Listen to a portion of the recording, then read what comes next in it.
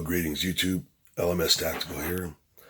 I know it's been a long time since you've heard from me, and you can tell that I'm having some issues with my voice. I think the last video I made, I was telling you that I thought it was sexy. Now it's painful. So I'm not sure what's going on here, but I'm going to have to wait until I can talk a little better before I start making videos. It's been hanging on for a long time, but I wanted to check in. I wanted to give you an update on some of the South African things that are happening, as well as some of the U.S. things, if my voice will last. It's starting to go out, and I need it for a phone call that's coming in about an hour. That's going to be very important.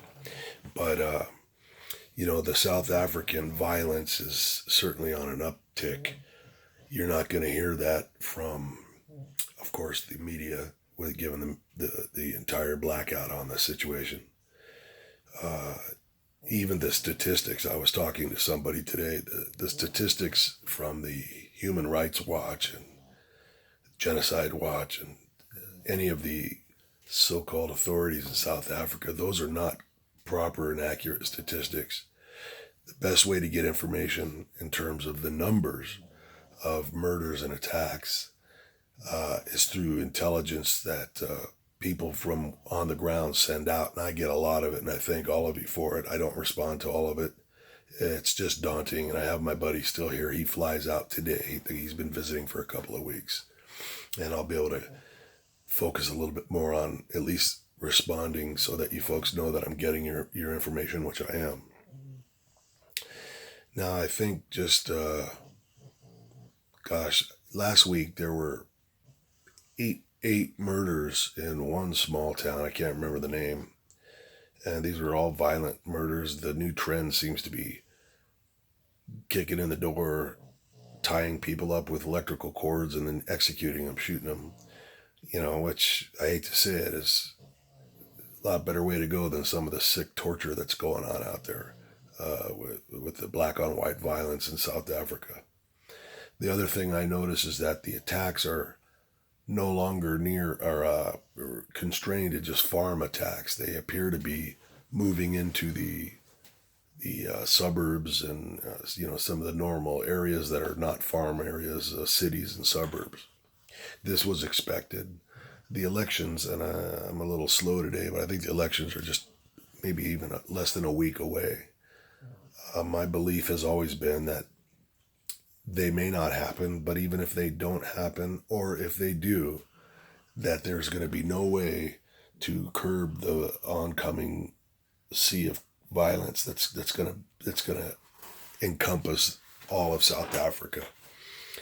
I know it sounds dire and it sounds dramatic, and there's a lot of people that think it's an exaggeration, including a lot of South Africans who are just not capable of facing reality, or they're not willing to. But I know that some people are prepared because I talk to them. And if you're not prepared and you're in South Africa, it's never too late. Preparation starts in the head and in the heart. You got to be ready to stand up for yourself. Whether you live or die is almost irrelevant, but you've got to stand up for yourself. You cannot let yourselves be slaughtered because people don't like the color of your skin. That goes for anybody on the planet, but I'm talking about South African whites right now.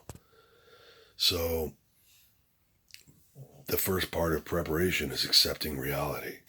The reality is you're in danger. You've been in danger for a long time, but if you're not ready for it now, if you have a firearm, don't keep it locked up in a safe. It's not going to do you any good there. I don't give a shit what the laws are. If you don't have a firearm, start improvising. There's plenty of videos out there that can tell you how to improvise for your safety. The key to that is you need early warning. Something that's going to let you know the danger is imminent. The next thing is to have your weapon or multiple weapons. And then the final thing is to have the heart to use them. Don't fear legal consequences, because once your heart stops beating, earthly law has no place for you. So you do what's right in the name of justice, humanity, and in the name of God, and that is protect yourself. As far as my family, the South African family, I'm trying to get across the border. Things have been stagnated. It's frustrating. They are caught in a sea of humanity. There is no fast track way to get people through that have sponsors and will cost the American taxpayers nothing. They are relegated to being approached by cartel members and people that are trying to get them to come with them and get them across the border. People go with those guys. We don't know what happens to them. I've got a good idea. I do know of robberies that are happening to immigrants who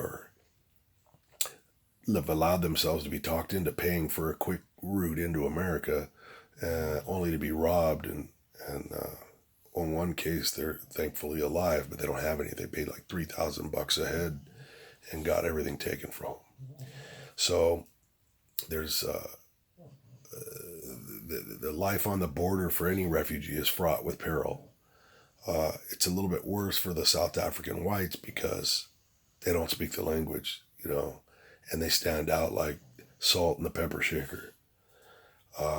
There are some things taking place.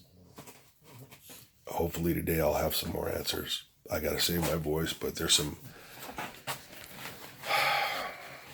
new tactic that I'm hoping works. And once it's released, I will make a video, and you will understand why I'm being a little bit secretive about it. That's my daughter's little dog. He's sick, so you'll hear him coughing in the background. That's Sam that's sick, but Mason's doing fine. It's a little pug. He's got the same shit I've got. I think I got it from the pug, or he got it from me.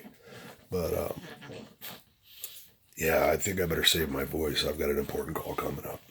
Wanted to touch base with you folks and let you know I haven't forgot you. And I hope you're all being safe and sound, no matter where in the world you are. If you're in America, I'll make a video about that too, but you don't need me to tell you what's going on. There's good things coming our way, I think, at least in the short term, as far as the elections here go, and Donald Trump, and maybe some justice coming, I think. I believe justice is on the horizon for some of these scumbags that have sold their souls to the devil and have sold their country out. And I have to believe justice is coming. The only one that can do that is Trump. I think it's happening. I think he's putting the right people in the right places. And, if there is no justice for these treasonous bastards that have tried to take down our sitting president and try to go against the very people that elected him, I don't know how that'll avoid a full breakdown in this country, because we're not going to sit pretty and quiet while there's one set of laws for the elites, and the rest of us have to screw around and deal with all these other laws. And, if any of us did anything slightly half as bad as these scumbags have done, we'd be sitting in jail for the rest of our lives. So I'm out of voice. You guys stay safe. LMS Tactical, I'm out.